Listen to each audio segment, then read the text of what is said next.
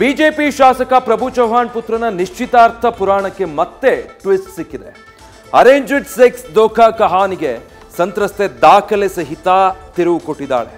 ಮಾಜಿ ಸಚಿವನ ಪುತ್ರನ ಮೋಸದ ಏಕಾಂತ ಕ್ಷಣದ ಕಂಪ್ಲೀಟ್ ಮಾಹಿತಿಯನ್ನು ತೆರೆದಿಟ್ಟಿದ್ದಾಳೆ. ಆದರೆ ತಮ್ಮ ಕುಟುಂಬದ ಗೌರವ ಕಾಪಾಡೋದಕ್ಕೆ ಪ್ರಭು ಚೌಹಾಣ್ ಯುವತಿಯ ನಡತೆ ಬಗ್ಗೆಯೇ ಪ್ರಶ್ನೆ ಹಾಕಿದ್ದಾರೆ. ರಾಜಕೀಯವನ್ನು ಬೆರೆಸಿದ್ದಾರೆ.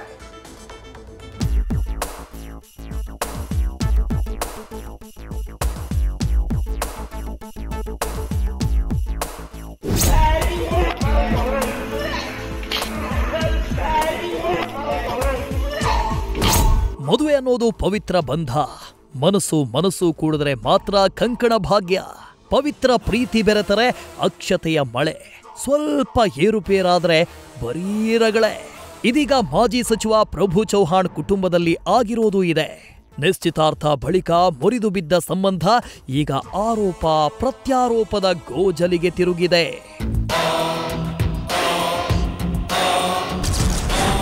ನಿಶ್ಚಿತಾರ್ಥ, ಸೆಕ್ಸ್, ದೋಖಾ, ಪ್ರಭು ಪುತ್ರನ ಪುರಾಣಕ್ಕೆ ಟ್ವಿಸ್ಟ್. ಸಂತ್ರಸ್ತೆ ಜೊತೆ ಪ್ರತೀಕ್ ಹೋಟೆಲ್ ವಾಸ್ತವ್ಯಕ್ಕೆ ದಾಖಲೆ ತಿರುವು.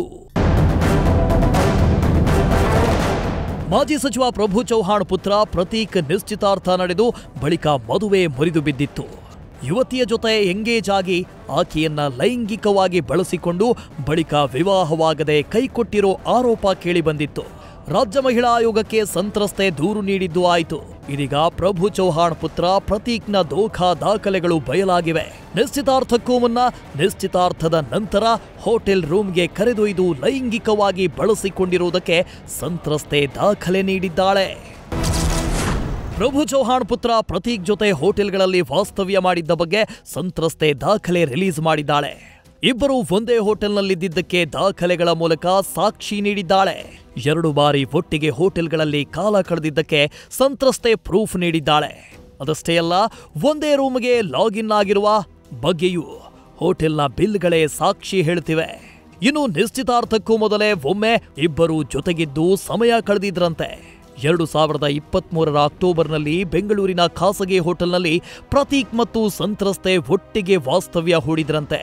ಇನ್ನು ನಿಶ್ಚಿತಾರ್ಥದ ಬಳಿಕ 2024ರ ಮಾರ್ಚ್ನಲ್ಲಿ ಮಹಾರಾಷ್ಟ್ರದ ಲಾತೂರ್ನ ಖಾಸಗಿ ಹೋಟೆಲ್ನಲ್ಲಿ ಪ್ರತೀಕ್ ಮತ್ತು ಸಂತ್ರಸ್ತ ಯುವತಿ ಜೊತೆಗೆ ವಾಸ್ತವ್ಯ ಹೂಡಿದ್ದರ ಬಗ್ಗೆ ದಾಖಲೆಗಳಲ್ಲಿ ಮಾಹಿತಿ ಇದೆ.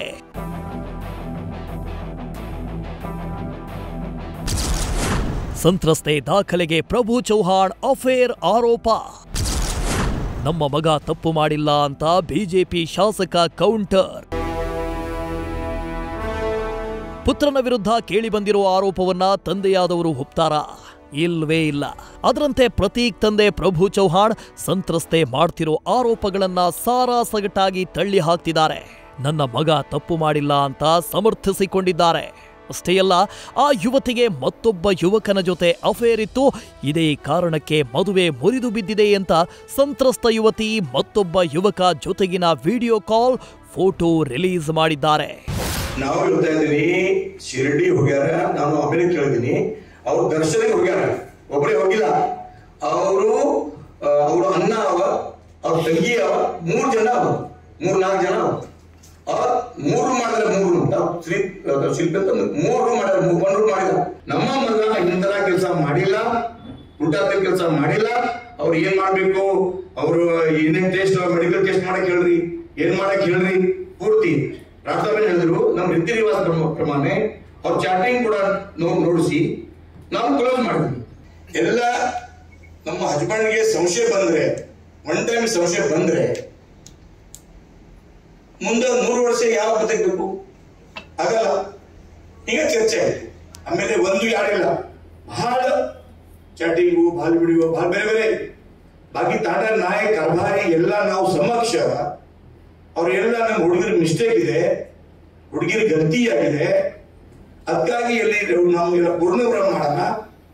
ಯಾರು ಹೇಳಿದ್ರು 1 ನವೆಂಬರ್ 2024ಕ್ಕೆ.